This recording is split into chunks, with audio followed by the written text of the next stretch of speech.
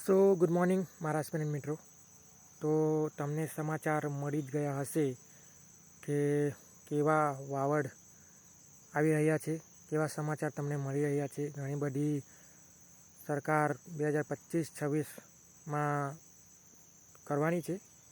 તો કહેવાનો હેતુ માત્ર એટલો જ છે કે ઘણા જે વિદ્યાર્થીઓ હતાશ થઈ ગયા હતા એમના માટે એક નવું સૂરજના ઉગવાની કિરણ, એક નવો અહેસાસ, એક નવો આશા જાગી છે મનમાં. તો મિત્રો, તૈયારી ના મૂકતા બસ હું આટલું જ કહું છું તમને.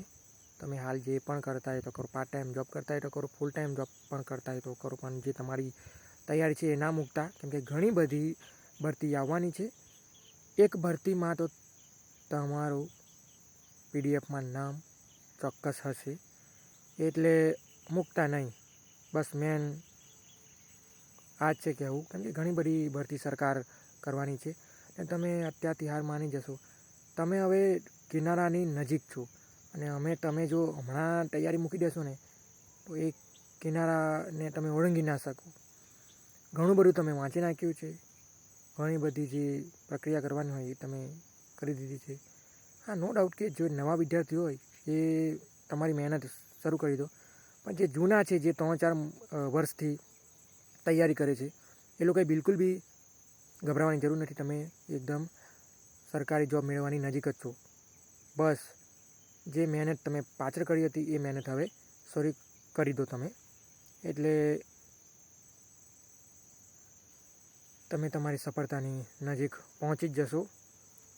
જે પ્રમાણે પ્રિપેરેશન કરતા હતા એ પ્રમાણે વાંચો.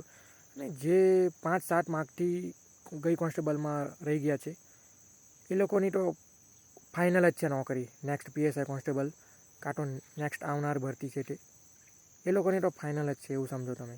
એટલે પ્રિપેરેશન, તમારી તૈયારી મૂકતા નહીં. એક નવા વિશ્વાસ સાથે પોતાની પર વિશ્વાસ મૂકીને તૈયારી કરજો. રિઝલ્ટ મળવાનું જ છે મિત્રો. બસ આ વાતનું ધ્યાન રાખજો.